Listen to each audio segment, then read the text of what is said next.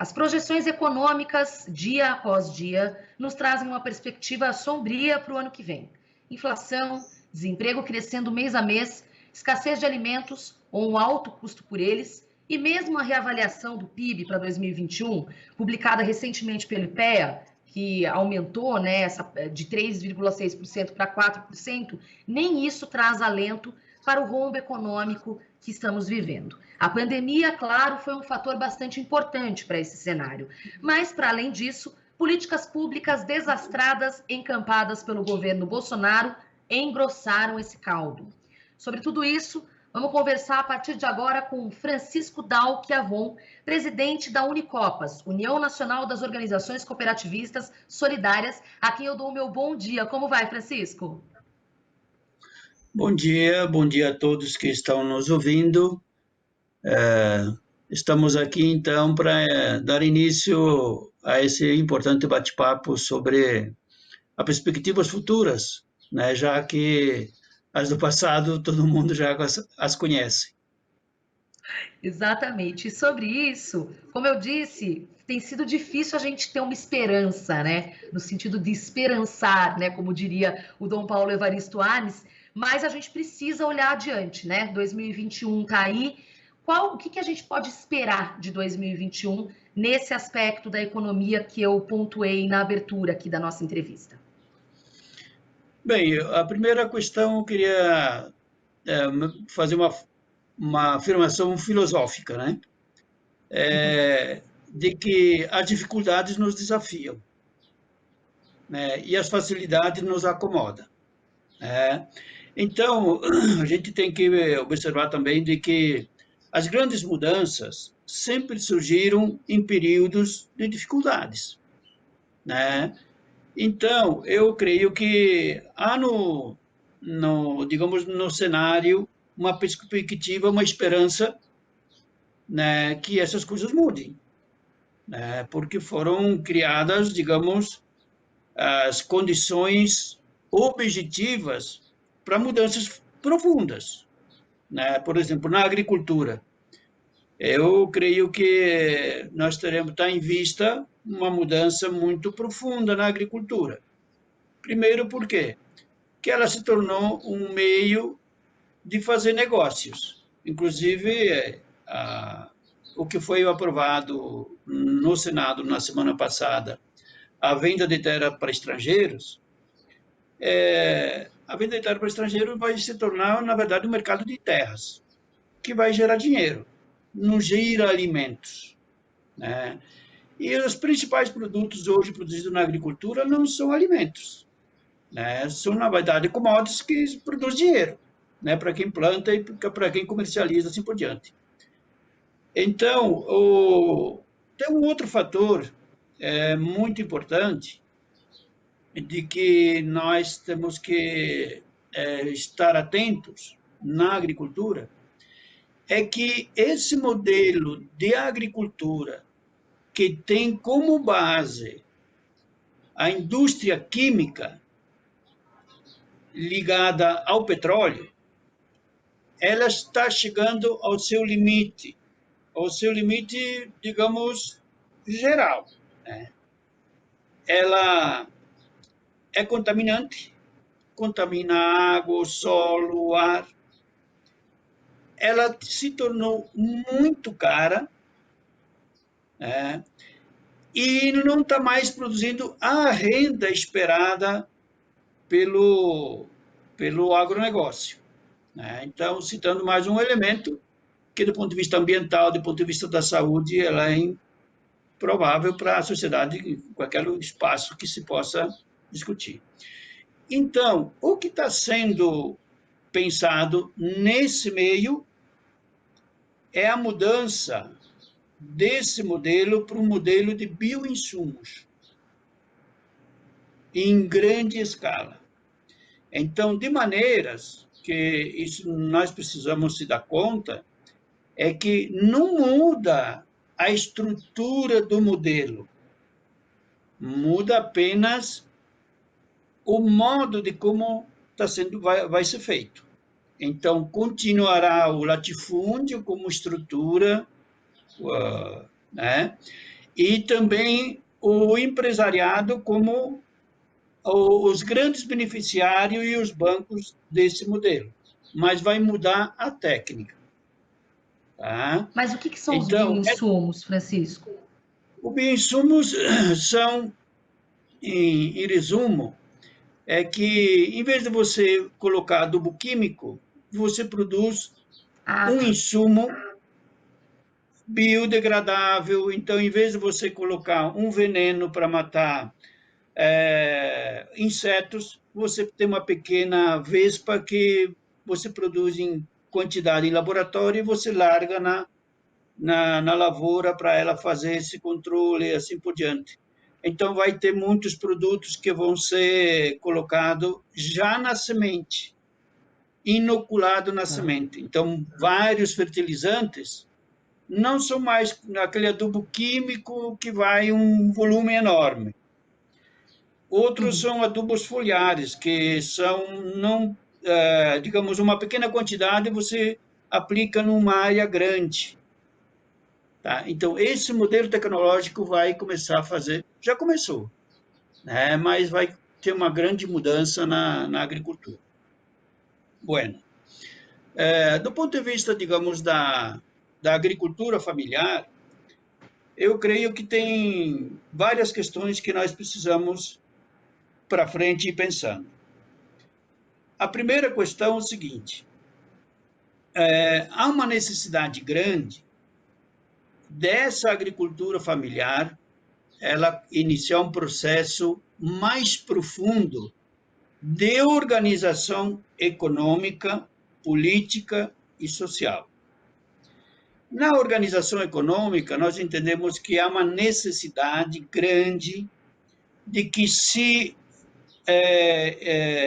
organizem cooperativas, ou, digamos, o associativismo, que é mais amplo do que a cooperativa, em associação, em grupos informais, assim por diante.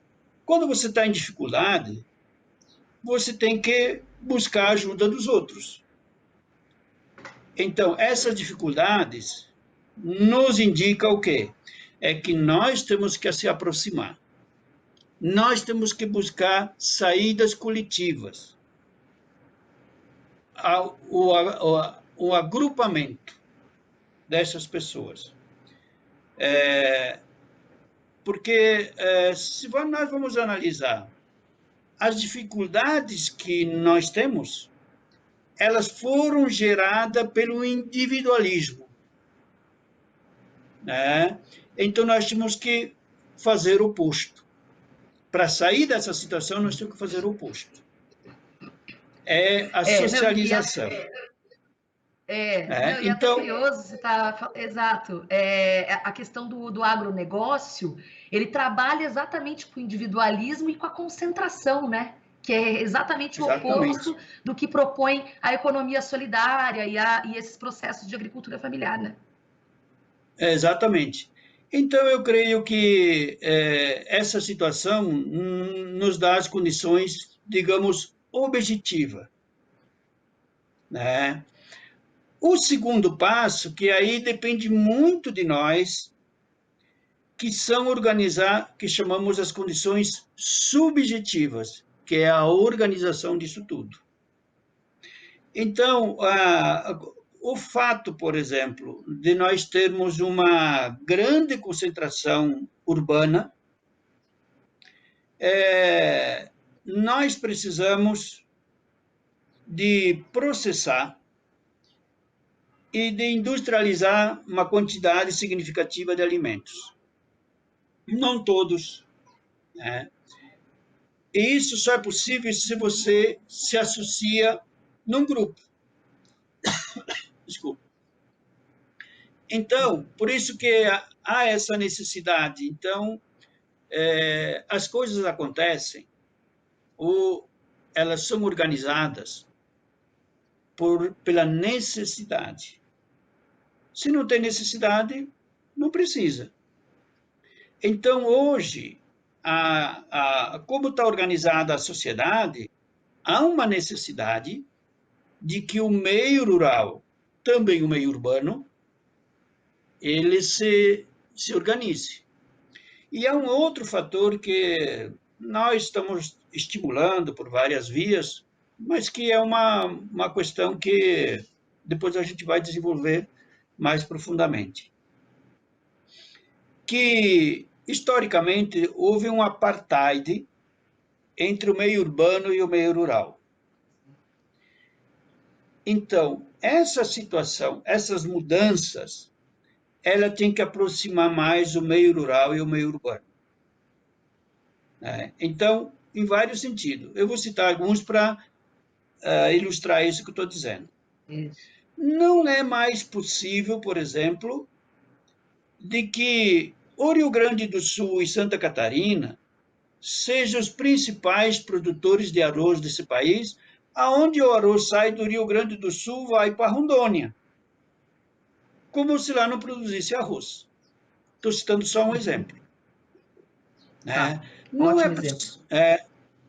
não é possível que saia de Chapecó ou então de Passo Fundo uma carga de frango que vá até Manaus. Então, esse custo de logística, ele começa a chegar no seu limite. Então, não significa que em Manaus não dá para produzir frango. Então, a tendência no futuro, que é essa aproximação que a gente está falando, é de que a produção de alimento se concentre perto dos centros urbanos.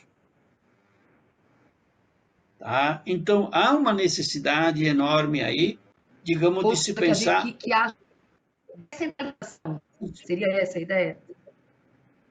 Não entendi.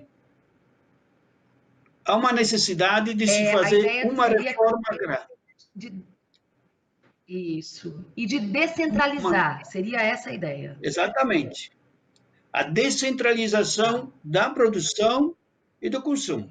Então, aqui eu queria ressaltar um fator importante que quem organizou a economia desse jeito não foi a sociedade, foi o poder do capital, para ter mais renda. Por isso que ela está assim. A humanidade, por si só, não faria desse jeito. Tá? Então, aos poucos, ela tem que ser desfeita. Então, vejamos alguns exemplos que começam a mostrar isso. É uma frase filosófica que eu não sei o filósofo que falou, mas eu vou repetir, porque é importante. Quando nasce o novo, é porque o velho está morrendo. Então, o que significa o novo nesse sentido que eu estou dizendo? É que começa a surgir, por exemplo, hortas comunitárias, aproximação no meio urbano, hortas urbanas, uma série de fatores que isso é novo. Então, eu não preciso gastar, por exemplo, trazer de Goiás para São Paulo um caminhão de melancia. Eu posso produzir lá aí pertinho. Aí tem um outro fator que daí é um pouco mais profundo e que é um pouco mais difícil de entender, que foi o mercado também que produziu. Então, porque há um conceito equivocado de que existe a natureza e nós somos uma parte separada. Então, na ciência, nós somos parte da natureza. Então, veja o seguinte, se eu estou num bioma, digamos, aqui onde eu estou no bioma do Cerrado, eu não preciso dos alimentos da Mata Atlântica para viver. O Cerrado me dá tudo aquilo que eu preciso. Então, no período de seca, eu guardo, no período de chuva, eu guardo para me alimentar no período de seca. Na Mata Atlântica é a mesma coisa. Eu não preciso dos produtos do Cerrado para mim viver na Mata Atlântica. Eu tenho tudo que preciso aí. É só desenvolver. Então, a agricultura do futuro, ela tende para esse caminho. Tá? Muito bom. Ela tende para esse caminho. Essa é Legal. uma agricultura da inteligência humana e não do mercado. Agora, você, Francisco, deu bons exemplos, foi bem legal essa explicação, né, e essa projeção, mas você deu bons exemplos de possibilidades de organização da sociedade civil, seria, né? Porque também Sim. entra, é isso, as cooperativas, a forma de consumir, tudo isso também são escolhas. Mas eu queria agora abordar contigo a questão das políticas públicas nesse sentido. Porque o que acontece? A gente vê o governo federal, o governo Bolsonaro, adoçando a boca dos ruralistas, isso desde a narrativa, na campanha ainda, e depois com políticas implementadas, né? Políticas públicas implementadas por ele. E, ao mesmo tempo, realizando, não vou dizer desmonte, mas realizando ataques a esse modo de vida e a esse modo de produção que a gente está falando aqui, que contempla a agricultura familiar.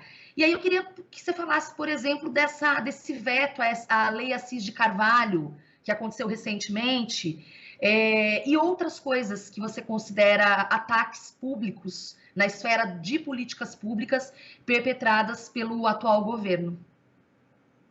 Bom, do ponto de vista genérico, Bolsonaro, desde que eu conheço como deputado federal, ele sempre foi contra o povo e a favor da elite. Historicamente, o discurso dele é esse. Né? Então, não tem nenhuma novidade, digamos. Então, no momento que ele assume o governo, do ponto de vista geral, ele toma como iniciativa abastecer as elites, sob todas as formas, e retirar, e para abastecer um lado, você tem que tirar do outro. Então, você tira, em termos gerais, é isso, você tira as políticas públicas que estavam direcionadas ao povo e você coloca a serviço da elite. Eu vou citar só um exemplo.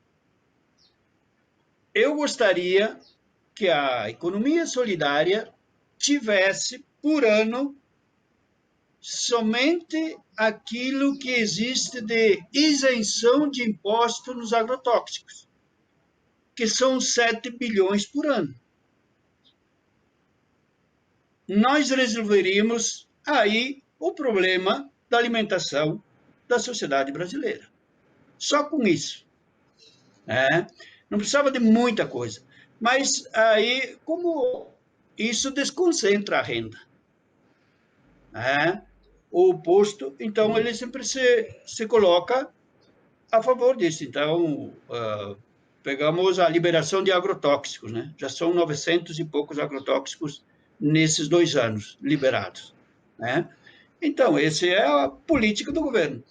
Então, nós tínhamos, por exemplo, no PA e o PENAI, que são políticas importantíssimas. Né? Nós sempre fizemos a defesa, inclusive, por exemplo, do PENAI.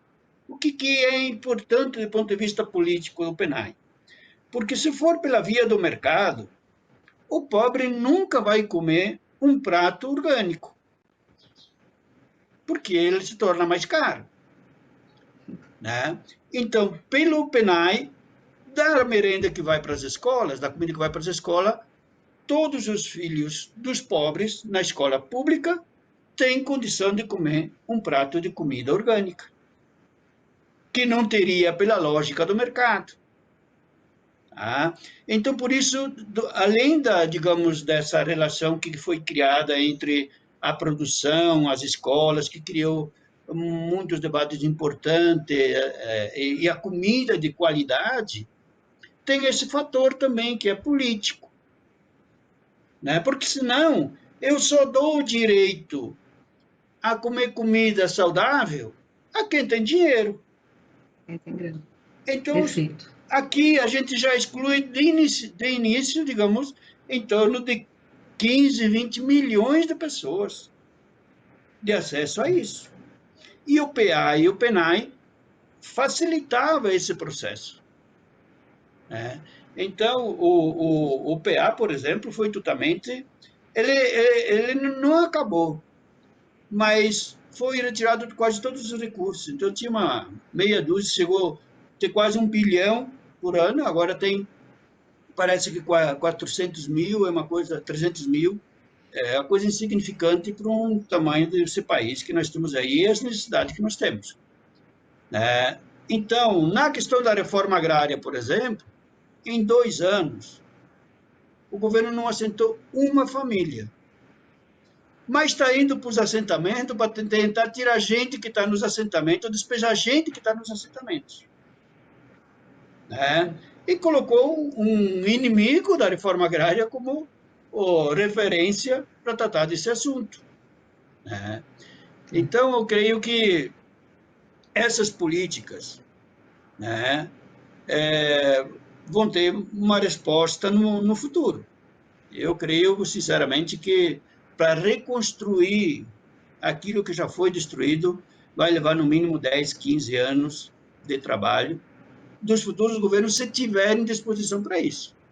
Porque a gente não sabe quem vai ser o próximo. Né? Esse é um fator. Né? Eu creio que há daí também uma necessidade premente, e espero que após a vacina isso comece se movimentar, uma reorganização da sociedade para resolver esses problemas. Né? Porque esse governo já disse, antes de começar, que não resolveria esses problemas, o desemprego e assim por diante. Então, eu creio que, por exemplo, nós tivemos uma grande preocupação porque já as entidades, os órgãos internacionais anunciavam que nós teríamos um problema de comida, principalmente no próximo ano, e nós vamos ter um problema sério. Por quê? Porque a comida está sendo um negócio para alguns ganhar dinheiro. Então, quem não tem dinheiro fica sem comida. Então, e tem um agravante que eu acho que é bom lembrar. No sul do Brasil, que é uma região muito produtora em função da fertilidade do solo, essa questão toda, Uhum. Clima. Houve uma seca nesse período, uma seca prolongada, né? E o que está acontecendo? Veja só, como o milho foi totalmente exportado, quase todo foi exportado, o governo não controla mais os estoques, que devia ter estocado uma parte para quando chegar a necessidade, não fez. Muitos produtores, por exemplo, quem tem vaca leiteira, quem tem frango, quem tem suíno, o que está fazendo? Está comprando trigo, que é mais barato que o milho, para fazer ração. Então, significa que amanhã o pão vai estar mais caro, porque vai faltar trigo, nós vamos ter que importar, e a importação é valorizada em dólar. Então, veja como são as coisas, a falta de organização, né, do governo, né, de ter feito um estoque regulador, que é o que seria que é a tarefa da Conab, que foi totalmente abandonado. Né? Então, eu creio que esses problemas todos, na medida que a sociedade vai entendendo dessas necessidades, vai começar a se opor.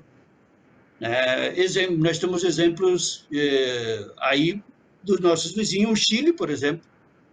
O povo foi aguentando até um certo ponto. Depois, né, não tem como segurar. E nós temos, né, essa situação que está se agravando. Então, a tendência é se agravar. Tínhamos, então, a preocupação né, temos e continuamos tendo essa questão da produção de comida. Por isso, a Lei Assis de Carvalho, a 735, era exatamente para resolver esse problema. Foi com uma articulação, foi aprovada na Câmara, no Senado, e o governo vetou. E agora, inclusive, no dia 16 estava previsto votar essa questão para que voltasse, né, votar os vetos, e não foi para a pauta porque o governo não quer. Então, não foi para a pauta. Claro. Tá. Então, nós vamos iniciar o ano ainda com essa pendência. Então, isso era muito importante, porque dava à agricultura familiar, que é o principal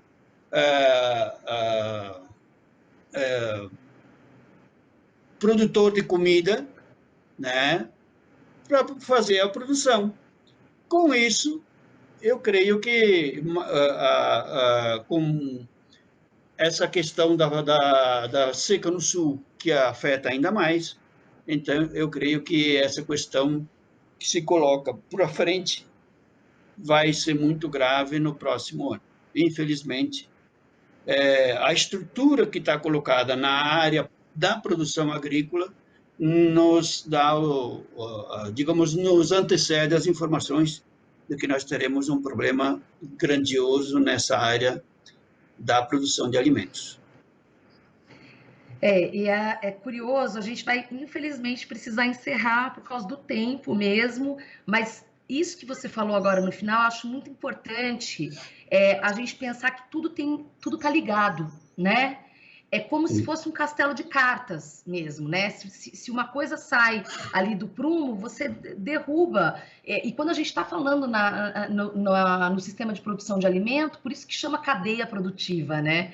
Não tem como. Exatamente. E aí, né, propondo para a gente encerrar aqui, e já agradeço demais sua participação, Francisco, é isso, por isso que a gente tem que pensar muito bem nas nossas escolhas, até na escolha dos nossos governantes, porque isso também vai acabar impactando nesse processo todo que a gente está falando aqui. Imagina, o direito básico, que é o de alimentação, pode ficar posto à prova aí. E com isso, eu agradeço muito sua participação. Esse foi Francisco Dalquiavon, presidente da União Nacional das Organizações Cooperativistas Solidárias. Ainda tinha muita coisa para falar, mas fica para uma próxima oportunidade. Te agradeço muito, Francisco. Eu também agradeço muito a oportunidade de estarmos aqui fazendo essa importante discussão e perspectiva embora o futuro não seja promissor do ponto de vista, digamos, de saída dos problemas, mas nos colocando de que essa situação vai nos forçar a sair dela, né? A gente não vai chegar a um limite que não será possível conviver tanto tempo com esse período de fome, porque é uma coisa que é também da filosofia. A última coisa que você morre é de fome. Você busca todos os meios para saciar a fome. Então, isso é uma coisa, digamos, do próprio instinto animal do ser humano.